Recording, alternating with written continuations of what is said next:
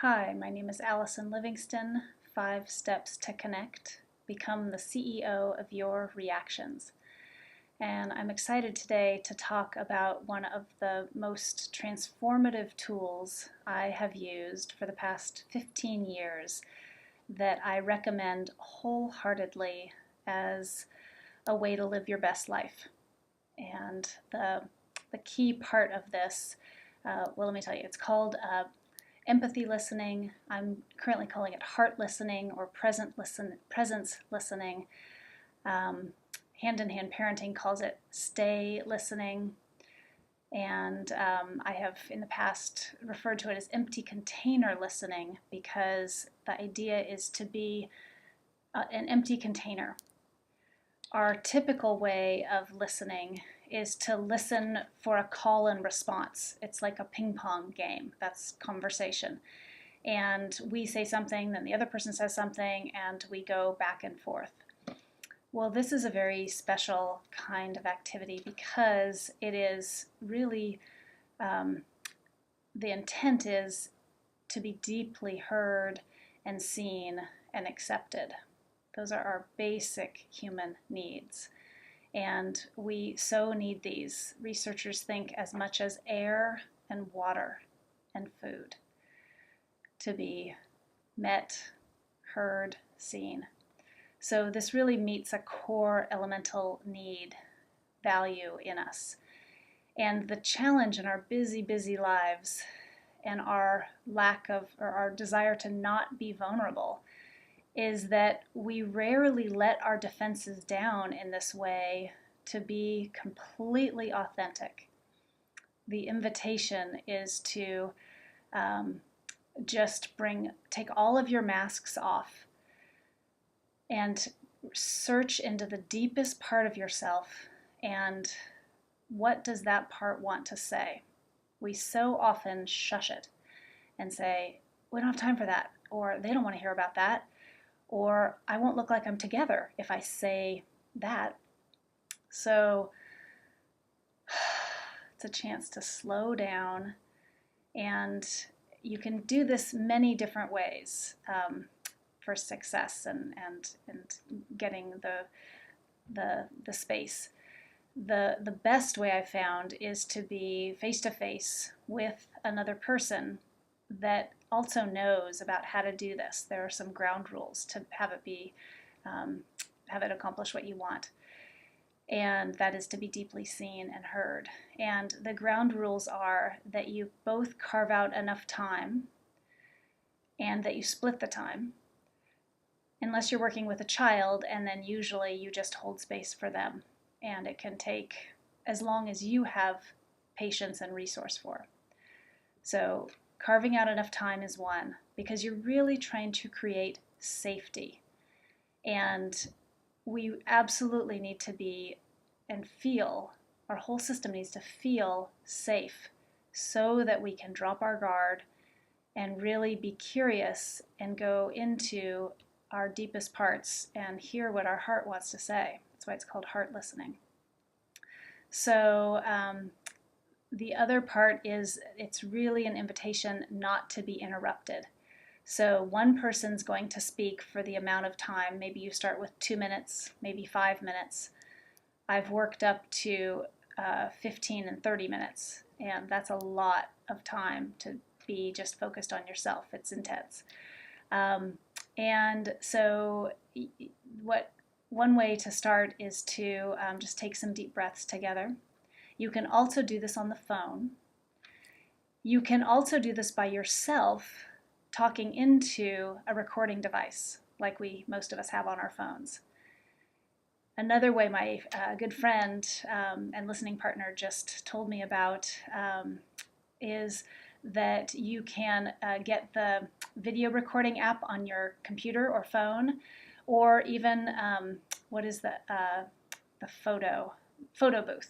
You can get photo booth and you can just talk into it, and then you can re-listen to it and guess what were you feeling and what were you really yearning for, valuing. So I feel like I'm going really fast. So the key is to just create space for yourself to be We are so often doing machines. We are so often on an agenda for the right answer, for the right outcome. And wow, that gets exhausting. So it's a gift to be able to give ourselves time to just be unstructured, no agenda, no right. Oh, my whole system can just relax when I say those words. I can feel it in my shoulders and my muscles. So one of the things to be curious about is, what is your body telling you? Are you tense? That is often a clue to me as to what I'm feeling, and then that's a clue to me as to guess, what am I really wanting and yearning? And as a support, you can get a list of needs from nonviolent communication and just guess at some of those. If you have the good fortune to be with someone who knows how to do this, or you're learning together, then you can support each other by guessing, I wonder if you're really wanting partnership. I wonder if you're really wanting connection with your child, and all you're doing is fighting. And the more you fight, the less you feel connection, the more you want connection. So it's really, again, a chance to just slow things down and connect with yourself. So safety, definitely be in a door or a closed environment where you won't, again, be interrupted. I find out taking a walk is beautiful because it meets my need for being outside, but it doesn't meet my need for safety. So just experiment and see what works for you, either on your own or with a listening partner. Another key thing, if you are sharing time with someone, is to keep track of time and to have an alarm go off at the 2, 5, 10, 15 minutes, so that you can really honor that kind of contract that you have with each other, that I matter and you matter. And I don't know if many of you have experienced this, but some of us are not big talkers. We do a lot of listening just in normal conversation. And there are some people that love to talk and will tell you story after story after story. And those people tend to sort of take over the conversation. And then us, I myself is in this category of the not big talkers, have a hard time speaking up for ourselves and have a hard time feeling heard. So it's really important to keep track of time and have it be equal. If you end up going over a little bit, just to say, hey, I'm wanting to finish up this thought. Would it be okay to go another minute over? And they'll almost always say yes. The one thing about how to close it off, I like to end once the timer's gone off, just finishing my thought. And if I've gotten to a deep feeling, just really honoring that and acknowledging it.